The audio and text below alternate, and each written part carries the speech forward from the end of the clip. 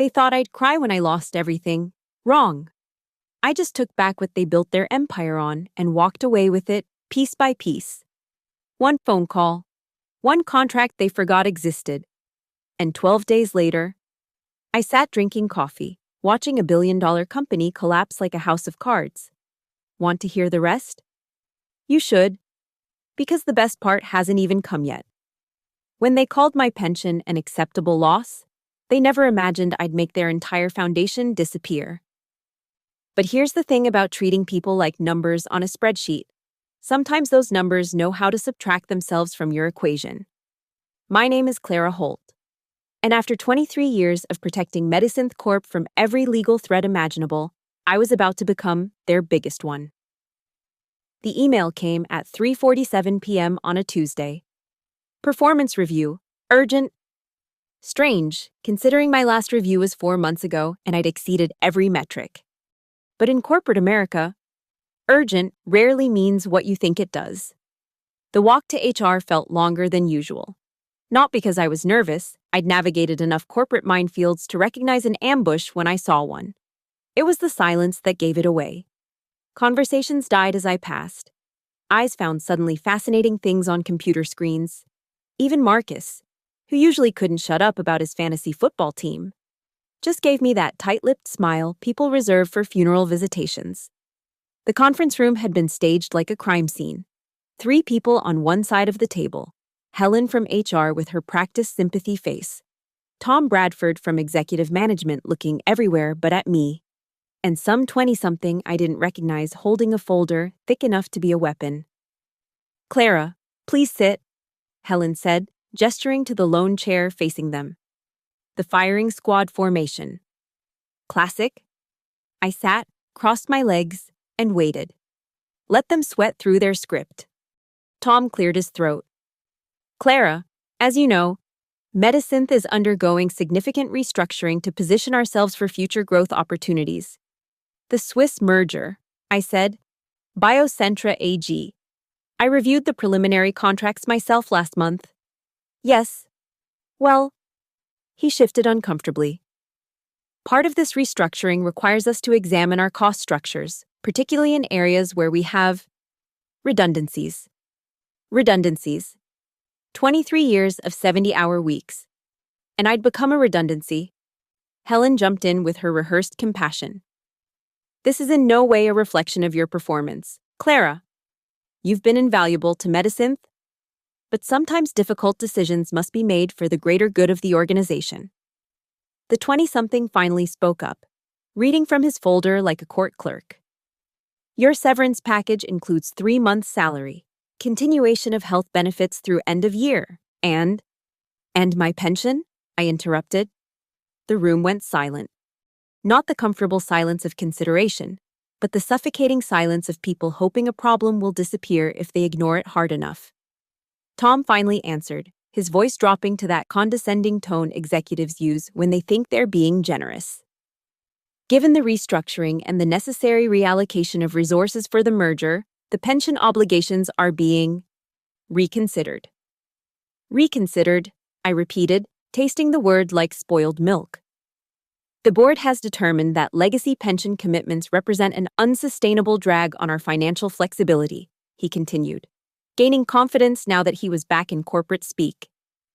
"We need every dollar focused on innovation and growth. Your pension, frankly, is an acceptable loss in the bigger picture." An acceptable loss. There it was. The phrase that would cost them everything. I stood up slowly, smoothing my skirt. "I see. And this is effective immediately? We'll need your badge and company devices before you leave." The 20-something added helpfully. "Security will escort you to clear your office." I almost laughed. Security. As if I might rage, throw things, make a scene. They had no idea that the most dangerous enemies are the ones who smile while they're calculating exactly how to destroy you. "Of course," I said, unclipping my badge and placing it gently on the table. "I'll just need a few minutes to pack my personal items." The security guard they sent was apologetic. At least, Carl had been with the company almost as long as I had. "I'm sorry about this, Ms. Holt, he mumbled as we walked to my office. This ain't right. It's fine, Carl, I said, and meant it. Because as I packed my diplomas and the potted orchid that had somehow survived 5 office moves, my mind wasn't on what I was losing. It was on a document sitting in a fireproof safe in my garage. A document from 2005, when Medicynth was bleeding cash and desperate enough to agree to anything. They thought they were cutting dead weight. They were actually cutting their own throat. As I carried my box through the lobby, past the gleaming Medicynth logo and the wall of patents that had built this company, I didn't look back. I didn't need to. In 12 days, they'd be the ones packing boxes. The rage didn't hit until I got home. Not the hot, explosive kind that makes you throw things. This was cold, calculating. The kind that makes you remember things you'd filed away for, just in case. I poured myself a scotch, sat in my study, and let my mind drift back to 2005. Medicynth was dying then, though they'd never admit it now. They were hemorrhaging cash, 3 months from missing payroll, desperately shopping for Series C funding that wasn't coming. I was just senior counsel then, young enough to still believe in the mission, old enough to recognize a sinking ship. The memory crystallized like it was yesterday. The emergency board meeting on a Sunday night. CEO David Krause actually crying, about letting down the investors. They needed collateral for a bridge loan, but they'd already pledged everything. The buildings, the equipment, even future receivables. Everything except the patents. We can't touch those, David had said. They're the only thing keeping us alive. That's when I'd made my suggestion. Not out of kindness, but precision. What if we create a secured interest that's so far down the priority list it's essentially invisible, something that would only trigger under impossible circumstances? They were desperate enough to listen. My pension, which I'd been contributing to since day one, would be converted into a secured debt instrument, collateralized by the company's patent portfolio. But here's the beautiful part. It would only become enforceable if the company violated its pension obligations to me specifically. A circular logic that seemed meaningless at the time. Nobody would ever trigger this. The CFO had laughed. We'd have to be insane to default on the very pension that secures the patents. I'd drawn up the documents myself, every word chosen carefully. The board signed without reading. They always did when survival was on the line. We got the bridge loan. Medicynth survived. And everyone forgot about Clara Holt's weird pension structure. Everyone but me. I walked to my garage, past the BMW I'd bought during the good years, to the back wall where an ugly gray safe sat behind boxes of Christmas decorations. The combination was my daughter's birthday. She'd been 5 when I locked this away, telling myself I'd probably never need it. The document was pristine, protected in an acid-free folder. 20 pages of dense legalese that essentially said, if Medicynth Corp fails to pay Clara Holt's vested pension benefits, she becomes the primary secured creditor for patents. $6,234,789 through the $6,234,800. 12 patents. The core technology platform that everything else was built on. The patents they'd just valued at $1.2 billion for the Biocentra merger. I read through the covenant again, savoring phrases I'd crafted 2 decades ago. Immediate and irrevocable transfer of ownership upon default. No cure period required. Supersedes all subsequent security interests. The younger executives at Medicynth wouldn't even know this existed. It predated their digital record system. The only copies were mine. One in the county recorder's office, and theoretically one somewhere in Medicynth's legal archives, probably in a box nobody had opened since the last office move. But the best part, the part that made me actually smile as I sat in my garage, was the clause I'd insisted on during that panicked Sunday night. This agreement shall remain in full force regardless of any subsequent employment status changes, including but not limited to termination, resignation, or restructuring. They'd agreed because they couldn't imagine a world where they'd fire me and default on my pension. It was like betting against 2 impossible things happening at once. Except they just had. I took photos of every page, then returned the original to the safe. Tomorrow. I'd make a call to Jonas Mercer. Jonas had left corporate law years ago to specialize in intellectual property recovery, the legal equivalent of a repo man for patents. Most people didn't even know that was a thing. But when a Korean smartphone manufacturer had tried to hide assets from creditors, Jonas had literally seized their entire patent portfolio in transit between law firms. If anyone could execute what I was planning, it was Jonas. I finished my scotch and looked at the Medisynth newsletter still in my email. Record quarter positions company for historic merger. There was a photo of Tom Bradford shaking hands with the Biocentra executives, all of them grinning like they'd already won. They called my pension an acceptable loss, a rounding error in their grand plans, a small sacrifice for the greater good. They had no idea they'd just sacrificed everything. Jonas Mercer answered on the second ring, which told me he was either very busy or very bored. With Jonas, both states produced the same manic energy. Clara Holt, he said, and I could hear him smiling. I read about the Medisynth restructuring. Let me guess, they finally pissed off the wrong lawyer. Hello to you too, Jonas. Skip the pleasantries. You wouldn't call me unless someone needed to bleed. How bad did they screw you? I like that about Jonas. No dancing around, no false sympathy, just straight to the knife work. They terminated me yesterday, killed my pension, called it an acceptable loss. He whistled low. Idiots.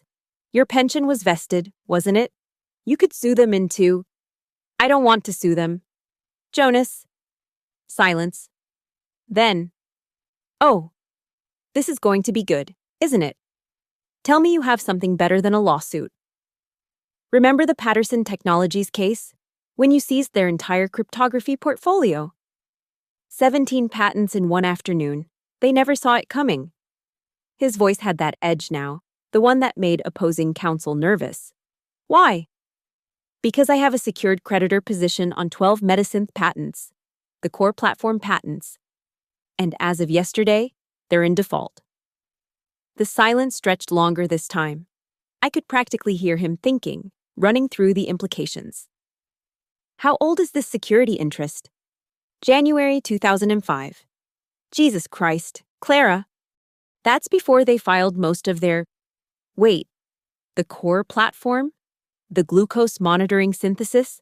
The protein binding markers? Those patents? All 12 of them. Those are worth $1.2 billion in the Biocentra valuation. 68% of the company's total IP value. And they defaulted by firing you? He was laughing now, actually laughing. Please tell me you have this in writing. Please tell me some moron actually documented that they're refusing to pay your pension. Email from Tom Bradford, Executive Vice President, quote, Legacy pension commitments represent an unsustainable drag on our financial flexibility. They even called it a formal restructuring decision. Stop. I can only get so excited. He paused. You have the original security agreement? In my hand right now. Notarized, recorded with the county, every I dotted. Send me a copy. Encrypted. I need to see the exact language. I heard him typing as I scanned and sent the documents. The clicking stopped abruptly when he received them. Clara, he said after 5 minutes, his voice different now. Reverent, almost. This is beautiful. You wrote this? Every word. The non-subordination clause, the immediate transfer provision, the way you define default to include any failure to pay regardless of claim justification. It's like you knew, 20 years ago, exactly how they'd try to screw you. I knew the type of people they'd become once the money started flowing. And they have no idea this exists? It was a different era, Jonas, paper files, desperate times. The executives who signed it are gone. David Krauss died 5 years ago. The CFO retired to Costa Rica. The current leadership thinks they built this company from scratch. When do you want to move? That's why I'm calling. They're announcing the Biocentra merger in 2 weeks. Stock's already up 30% on rumors. So we wait until... No, I interrupted. We file the notice now. Let it sit in their legal department like a ticking bomb. Some junior associate will probably ignore it, think it's a crank filing. But when someone senior finally reads it, probably days later, they'll realize the merger is dead. The panic will be delicious. Once we file, there's no going back. They'll offer you everything. Money, position, probably a board seat. Jonas, they looked me in the eye and called 23 years of my life an acceptable loss. They made their choice. Now I make mine. What about the employees, the ones who had nothing to do with this? When those patents transfer, Medisynth is finished. I thought about the coworkers who'd avoided my eyes yesterday, the ones who'd known what was coming and said nothing, the junior attorneys I'd mentored who hadn't even sent a text. They work for a company that treats people as acceptable losses. Maybe they should have chosen better. Cold, Clara. I like it. More typing. I can have the notice of secured creditor action ready by tomorrow. File it with the company, the SEC, and just for fun, copy the BioCentra legal team. Want to give them any warning? Why would I do that? Fair point. They didn't warn you. He paused. You know what the best part is? They can't stop this. Even if they offered to pay your pension now, the default already occurred. The transfer is automatic. I know. They're going to lose everything because they tried to save, $2 million in pension obligations? $1.8 million, actually. I calculated it last night. Jonas laughed again, darker this time. $1.8 million. They're going to lose billion-dollar patents over $1.8 million. Funny how the numbers work out. Clara, I have to ask, why didn't you just quietly remind them about the security interest? They would have paid your pension immediately. I thought about Tom's condescending smile, Helen's practiced sympathy, the 20-something reading my termination like a grocery list. Because they need to learn that some losses aren't acceptable. Some losses cost you everything. Remind me never to piss you off. Too late for them to learn that lesson. Send me everything else you have, employment contracts, termination letter, any documentation about the pension. I'll have the filing ready by tomorrow afternoon. Jonas, make sure it's perfect. I want it airtight. Clara, when I'm done with this, God himself couldn't find a loophole. After I hung up, I sat in my study, looking at the framed photo of the Medisynth leadership team from 2005. Young faces, desperate faces, grateful faces when we'd survived. I was in the back row, barely visible. Tomorrow, I'd be impossible to ignore. The merger announcement came Thursday morning, earlier than expected. I was watching from my kitchen, coffee in hand, as Tom Bradford stood at the podium on CNBC, that same insufferable smile plastered across his face. This partnership with BioCentra AG represents the culmination of decades of innovation, he said, practically glowing. The combined entity will be valued at over $3 billion, making it the largest medical technology merger of the year. The reporter asked about regulatory concerns. Tom waved her off. Our IP portfolio is bulletproof. BioCentra has completed extensive due diligence. This deal is as solid as they come. Bulletproof. I took a screenshot of that quote. The stock market loved it. Medisynth jumped 18% in pre-market trading. The financial press was calling it the deal of the decade. LinkedIn was flooded with congratulations. Current employees humble bragging about their stock options. Marcus, my former colleague who'd been too scared to look at me during my last day, posted, proud to be part of this historic moment. Medisynth. Strong Neslaj Naju's innovation. I checked my phone. Jonas had filed the notice of secured creditor action at 8 a.m. sharp, right before the merger announcement. Perfect timing. It would get buried in the excitement, lost in some junior lawyer's inbox while everyone celebrated. By noon, the champagne was probably flowing at Medisynth headquarters. The executive team would be calculating their bonuses.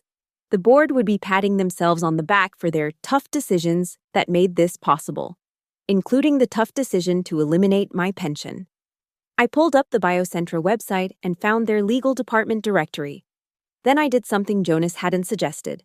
I sent a polite email to their deputy general counsel. Dear Ms. Hartman, you may want to review the attached notice of secured creditor action filed against Medisynth Corp. This morning. As you conduct your final due diligence, please note the creation date of the security interest. Best regards, Clara Holt. Former Chief Legal Counsel, Medisynth Corp. I didn't attach the full covenant, just the notice, let them dig. 2 hours later, my phone rang. Unknown Swiss number. Ms. and Holt, this is Petra Hartman from Biocentra. I received your email. Her English was perfect, but I could hear the tension underneath the professional tone. Ms. Hartman, I assume you have questions. This security interest you claim, it predates our entire patent valuation model. Yes, it does. These patents are the core of the merger value. Without them, Medisynth is worth approximately $900 million, well below your acquisition price. Silence. Then, why are you telling me this? Professional courtesy. I spent 23 years protecting companies from nasty surprises, old habits. Medisynth's legal team assured us there were no prior claims on these patents. They probably don't know. The agreement predates their digital records. It was a different time. Ms. Holt, if this is about money, it's not. Then what do you want? I thought about it.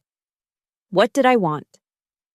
To see Tom Bradford's face when he realized what was happening, to watch the stock price crater, to know that everyone who'd sat in that room and called me an acceptable loss would lose their jobs. I want what's legally mine, Ms. Hartman. Nothing more, nothing less. This will kill the merger. Yes. Thousands of jobs depend on this deal. Then perhaps Medisynth should have thought about that before defaulting on their obligations. She tried a different approach. We could structure a settlement. Biocentra has deep pockets. I don't need Biocentra's money. Everyone needs something. I need Medisynth to understand that some decisions have consequences, permanent ones. Another pause. You know they'll fight this. Let them. The covenant is airtight. Jonas Mercer is handling the enforcement. Jonas Mercer? Her voice actually cracked. The one who took down Patterson Technologies? The very same.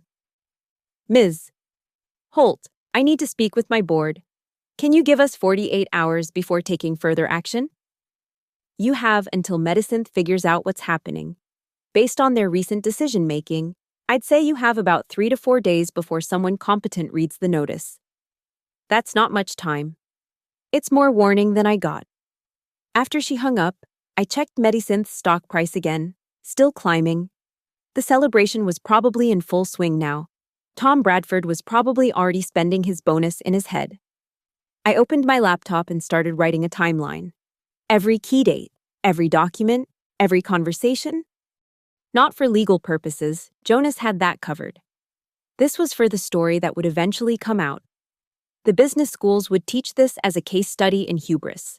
The financial press would dissect every decision that led to this moment, but they'd all miss the real lesson. In 2005, a desperate company made a deal with a young lawyer who understood the value of patience. They survived because of that deal. They thrived because of her work. And when they decided she was expendable, they forgot the most important rule of contracts. Every clause has a purpose, even the ones you don't remember signing. My phone buzzed. A text from Jonas. Notice delivered to Medisynth Legal Department, signed for by... He'd attached a photo of the signature. A first-year associate named Bradley Thompson. Kid probably hasn't even read it yet. Bradley Thompson. I looked him up on LinkedIn. 25 years old, fresh from Harvard Law. Proud to be living his dream at an innovative company. Poor kid. He just signed for the bomb that would destroy his dream job. The Swiss markets would open in 6 hours. Biocentra's board would be in emergency session by then. They had 2 options. Proceed with the merger and risk acquiring a company about to lose its core assets. Or pull out and face their own shareholders' wrath. Either way, Medisynth was finished. I poured another coffee and settled in to watch the show. The best corporate disasters happen in slow motion, and this one was just getting started. Friday passed quietly. Saturday, too. By Sunday evening, I was genuinely impressed by Medisynth's dysfunction. 3 full business days, and nobody had read the notice. Jonas called Sunday night. I've been monitoring their SEC filings. Nothing. They're still pushing forward with the merger documentation. Bradley Thompson probably filed it away without reading it. A first-year associate receives a notice of secured creditor action against his company's core patents and doesn't immediately run to a partner? He probably thought it was routine. Just another crank claim from a disgruntled ex-employee. Their legal department is even worse than you described. Monday morning, I decided to check Bradley Thompson's LinkedIn again. He'd posted a photo from the merger celebration, working through the weekend on something huge.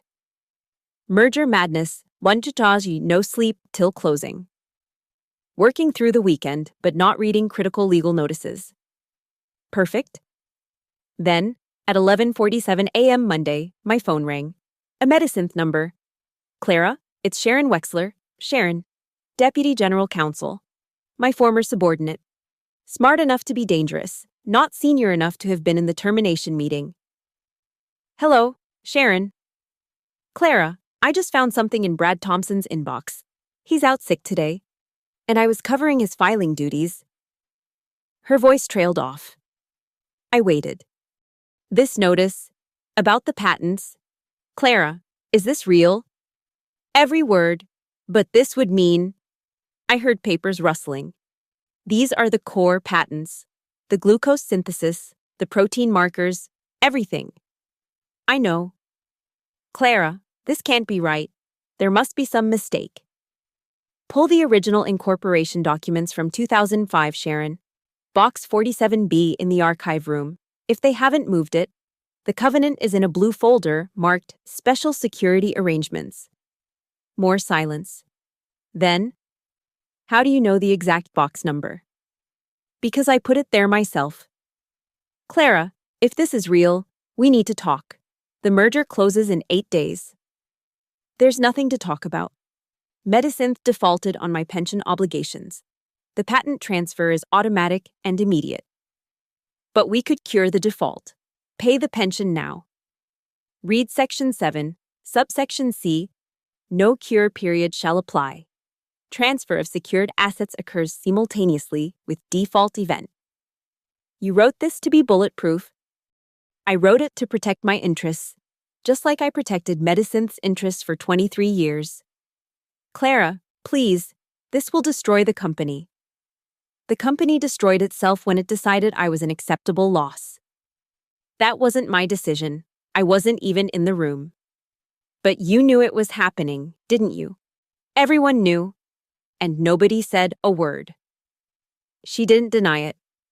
Sharon, you have 2 choices. You can quietly update your resume and get out before this explodes. Or you can run to Tom Bradford's office right now and watch his face when he realizes what's happening. Either way, my position doesn't change. He's going to call you. I'm sure he will. What should I tell him? Tell him to read the notice, then read the covenant, then call his insurance carrier because the shareholders are going to eat him alive. 20 minutes later, Tom called. I let it go to voicemail. He called again and again. The 4th voicemail was the one I saved. Clara, this is Tom Bradford. We've reviewed the notice. There seems to be some confusion about an old agreement. I'm sure we can resolve this professionally. Please call me immediately. Confusion? Not mistake, not misunderstanding. Confusion? Like he still couldn't quite believe it was real. The 5th voicemail, 15 minutes later, was different. Clara, I've spoken with the board. We're prepared to make a substantial offer. Full pension restoration, back pay with interest, and a significant additional settlement. We need to resolve this today. The 6th. Clara, please. The merger is critical for thousands of employees. Their livelihoods depend on this.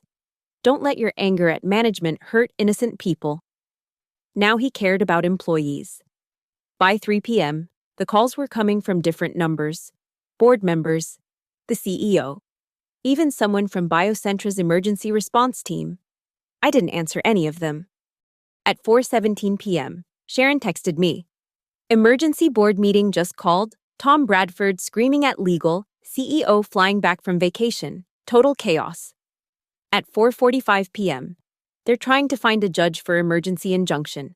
Jonas Mercer just laughed at them on speakerphone. At 5:23 p.m., Biocentra threatening to pull out, stock will crater if this leaks. At 6 p.m., I finally responded to Sharon. It's going to leak. What do you mean?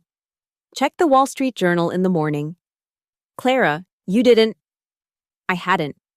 But Petra Hartman at Biocentra had.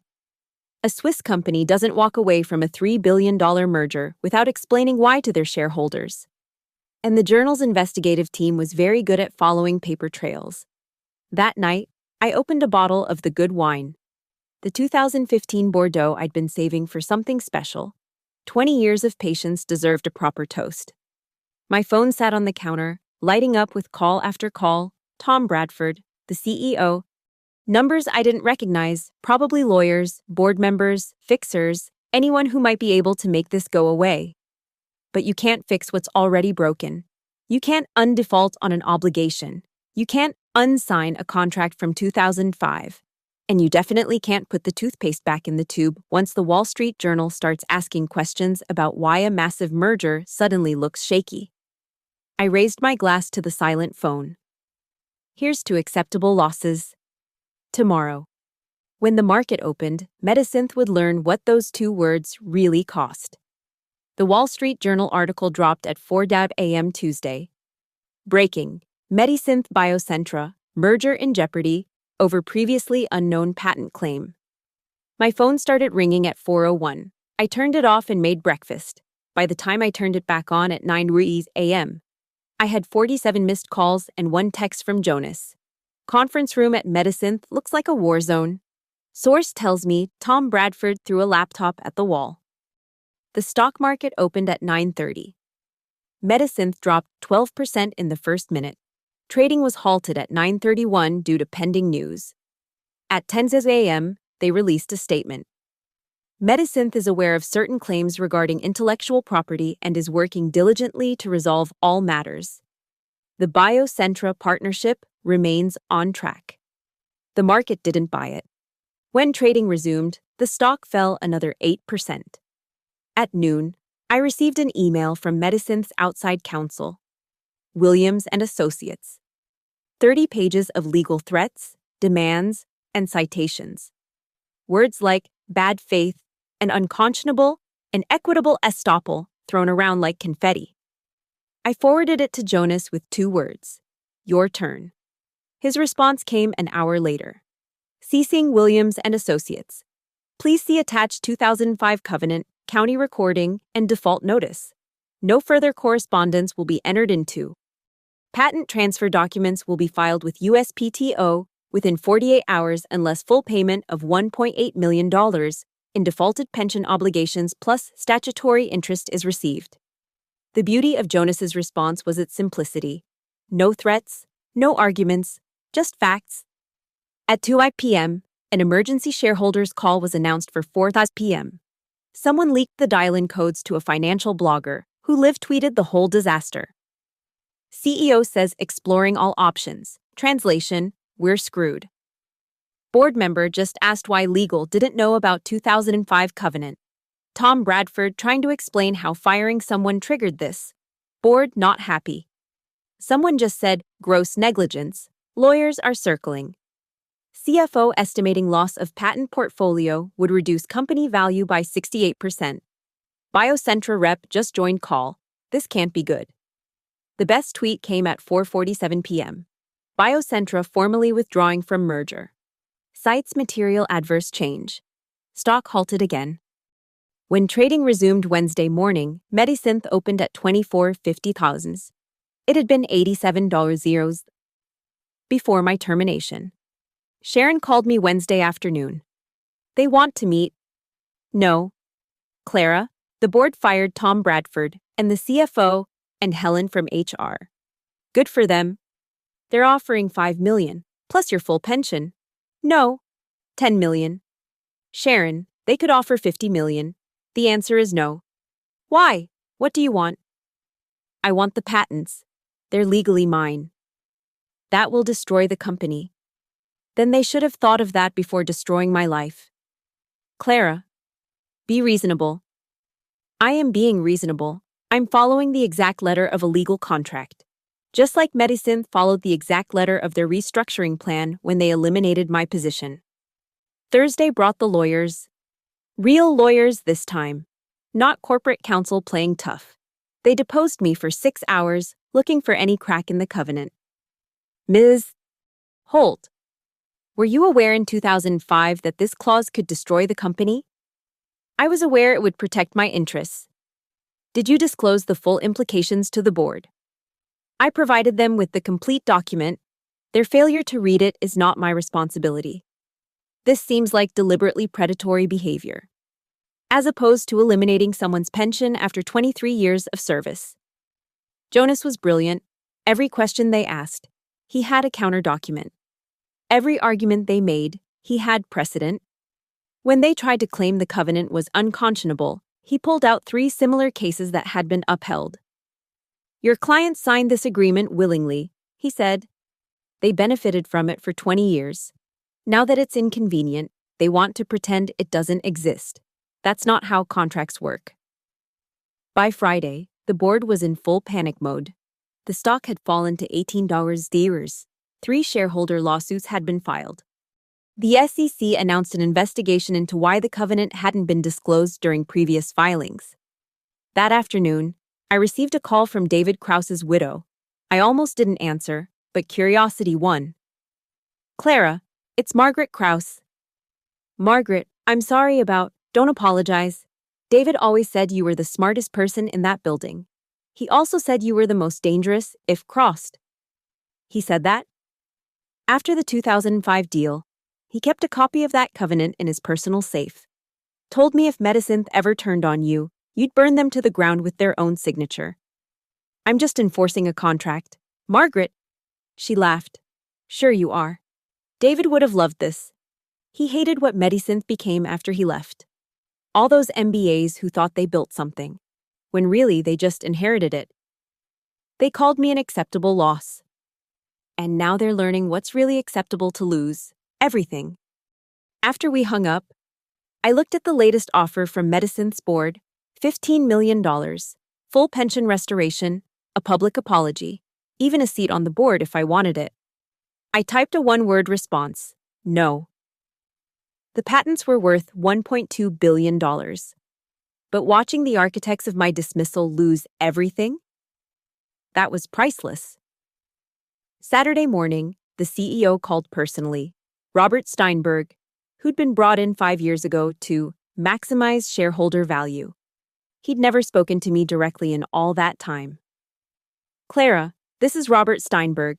I'd like to discuss this situation reasonably. We can discuss it. That doesn't mean anything will change. I understand you're angry about your termination. That was Tom Bradford's decision, and he's been terminated. Justice has been served. This isn't about justice, Robert. It's about contracts. Clara, be realistic. If you take those patents, Medicine dies. 8,000 people lose their jobs. Is that what you want? What I wanted was my pension. You decided that was too expensive. I wasn't involved in that decision. You signed off on the restructuring. Your signature is on the board resolution. Silence. He hadn't expected me to know that. Clara, what if I told you we could go as high as 25 million? I'd tell you to read Section 12 of the Covenant, the one about non-negotiable transfers. 50 million? No. That's more money than you'd see in 10 lifetimes. It's not about money, Robert. It never was. Then what's it about? Revenge? It's about consequences. You run a company that treats people as line items on a spreadsheet. You optimize everything for efficiency. Well, congratulations, you've optimized yourself into extinction. You're destroying innocent lives over a personal vendetta. I'm executing a legal contract. If that destroys the company, Perhaps you should have been more careful about which contracts you broke. His voice changed, darker now. We'll bury you in litigation. You'll spend the next decade in court. With what money? Your stock is down 70%. Biocentra is gone. You're hemorrhaging cash. You'll be in Chapter 11 before the first motion is filed. The board will never accept this. The board doesn't have a choice. Check your email. While we'd been talking, Jonas had sent the formal patent transfer documents to every board member, with a 48-hour deadline. Accept the transfer peacefully, or he'd file with the USPTO directly and let them spend years fighting a battle they'd already lost. You planned this, Robert said. Every step. I planned for this 20 years ago. You triggered it last week. What if we gave you everything? Full reinstatement, your pension, Tom Bradford's job, my job if you want it.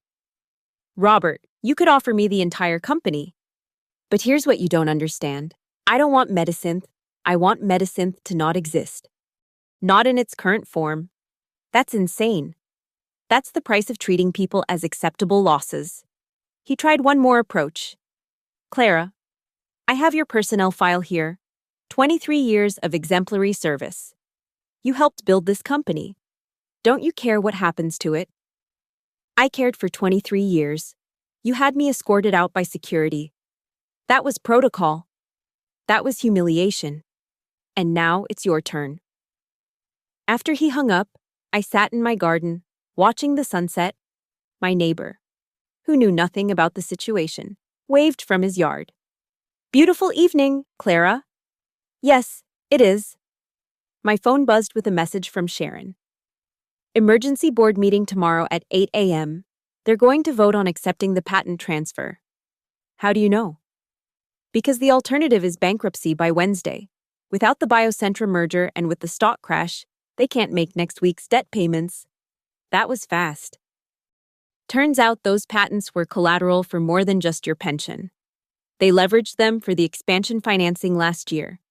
Without the patents, the loans are in default. I hadn't known that, but it made sense. They'd built everything on those 12 patents, the same patents they'd used to secure my pension in 2005. Sharon, why are you telling me this? Because I should have warned you about the termination. I knew it was wrong. I was just too scared to say anything. And now? Now I'm updating my resume like you suggested. This place is finished. That night, I opened my laptop and looked at the patents themselves. 12 documents that represented the best work of hundreds of scientists. Innovations that could help millions of people. All about to become mine because a group of executives thought they could save money by cheating one person. Jonas called at 10 p.m. They're going to cave. My contact says the board has no choice. Accept the transfer or face immediate bankruptcy. How long before it's official? If they vote tomorrow morning, we'll have the patents transferred by Thursday. And Medicynth? Without those patents, dead company walking, they'll try to sell off the remaining assets. But without the core technology, it's just real estate and office furniture. Good. Clara, can I ask you something? What are you going to do with the patents? I'd been thinking about that. Maybe license them to companies that actually value their employees. Maybe open source them. Maybe just hold them and watch Medicynth's competitors thrive. I haven't decided. You could make hundreds of millions licensing them. Jonas, if this was about money, I would have taken their first offer. Right. Forgot who I was talking to. Sunday morning, I woke to 43 text messages. The vote was happening. Sharon was live texting from outside the boardroom. 7:58 a.m. All board members present. CEO looks like he hasn't slept in days. 8:15 a.m. Legal presenting the covenant. Board member just said, "How did we not know about this?" 8:32 a.m. They're discussing alternatives. There aren't any. 8:45 a.m. Someone just mentioned criminal negligence. Lawyers everywhere. 9:10 a.m. Motion to accept patent transfer on the table. 9:25 a.m. They're voting. 9:26 a.m. Unanimous. They're transferring the patents. 9:27 a.m. Clara, you won. I set down my phone and made coffee. Won? Had I won? In 4 days, I'd own patents worth over $1 billion. The company that threw me away would cease to exist. Everyone who'd sat in that room and called me an acceptable loss would be unemployed by month's end. But it wasn't about winning. It was about teaching a lesson that would echo through every boardroom in corporate America. Some losses aren't acceptable. Some people can't be thrown away. Some contracts last forever, waiting patiently for the perfect moment to collect. Thursday morning arrived gray and drizzling. Perfect weather for an execution. The patent transfer was scheduled for 10 a.m. at the USPTO office downtown. Jonas had arranged everything: federal marshals, technical specialists, even a documentary crew who'd been following corporate IP transfers. I dressed carefully. The same black suit I'd worn to my termination, but with one addition: a small pin on my lapel. A phoenix. Sharon had sent it to me with a note. For the woman who rose from acceptable losses. The Medisynth headquarters looked like a disaster zone when we drove past. News vans everywhere. Security guards turning away employees who hadn't gotten the memo about the temporary closure. Someone had spray-painted "Greed Kills" on the parking garage. At 9:45 a.m., we arrived at the federal building.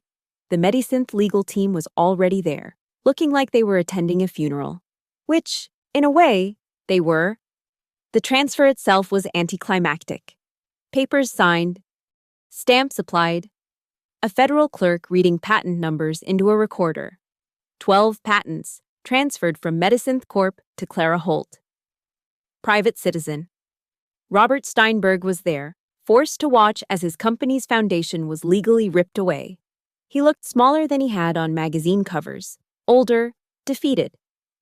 Satisfied? He asked me as we waited for the final documentation. Are you asking if I'm happy your company is dead? No. But am I satisfied that contracts matter? That actions have consequences? Yes. Those patents were worth more as part of Medisynth. You've destroyed value. You destroyed value when you decided people were expendable. I'm just collecting the bill. At 10:47 a.m., it was done. I owned 12 patents that had built a billion-dollar company. The marshal handed me a sealed folder with the certificates. The weight of it was nothing. The weight of it was everything. Outside, the rain had stopped. Reporters shouted questions that I didn't answer. Jonas handled them with practiced ease while I walked to my car. That's when I saw them, a group of Medisynth employees across the street. Some I recognized, some I didn't. They weren't protesting or angry. They just looked lost. One of them, a young researcher I'd helped hire 5 years ago, caught my eye. She nodded once. Not approval, exactly, but understanding. I drove home the long way, past the old Medisynth building from 2005. It was a Starbucks now. Fitting. Everything corporate eventually becomes something else. My phone had been buzzing all morning. Offers from companies wanting to license the patents. Lawyers representing investor groups. Even a call from Biocentra, wondering if I might be interested in a strategic partnership. I ignored them all and made myself a sandwich. Turkey, Swiss, mustard, simple, real. At 2:00 p.m., Jonas called. It's official. Medisynth filed for Chapter 7 bankruptcy, complete liquidation. That was fast. Without the patents, their creditors called everything due immediately. They'll be selling the office furniture by next week. And the employees? Severance packages are considered unsecured debt. They'll get pennies on the dollar, if anything. The irony wasn't lost on me. In trying to eliminate my pension to save money, they'd eliminated everyone's financial security. That evening, I sat on my deck with a glass of wine, watching the news coverage. CNN had a panel discussing the Medisynth meltdown. CNBC called it the revenge of the pension. Fox Business had somehow turned it into a debate about contract law. But the best coverage came from a small YouTube channel that specialized in corporate disasters. A kid, maybe 25, breaking down exactly how 20 years of patient planning had destroyed a billion-dollar company in less than 2 weeks. The beauty of it, he said, is that she used their own weapon against them. They loved contracts when it benefited them. They loved fine print when it protected them. But they forgot that contracts cut both ways. Sharon texted me that night. Just wanted you to know, Tom Bradford is already being sued by his ex-wife. Apparently, his medicine stock was supposed to cover alimony. It's worth nothing now. I didn't respond. There was nothing to say. Saturday morning, I received an unexpected package. Inside was a photo from 2005, the medicine team celebrating our survival after the bridge loan. I was in the background, barely visible, holding the blue folder that contained the covenant. Someone had circled me in red ink. The note was unsigned. You were always the smartest person in the room. We just didn't know it. I kept the photo, a reminder that every contract tells two stories, the one people remember and the one they forget. As I write this, it's been exactly 2 weeks since my termination. Medisynth is gone. The executives who fired me are facing personal bankruptcy and SEC investigations. 8,000 people are looking for new jobs. And me? I'm sitting in my home office, looking at 12 patents that could help millions of people. Tomorrow, I'll start deciding what to do with them. Maybe I'll license them to companies that treat employees as assets, not losses.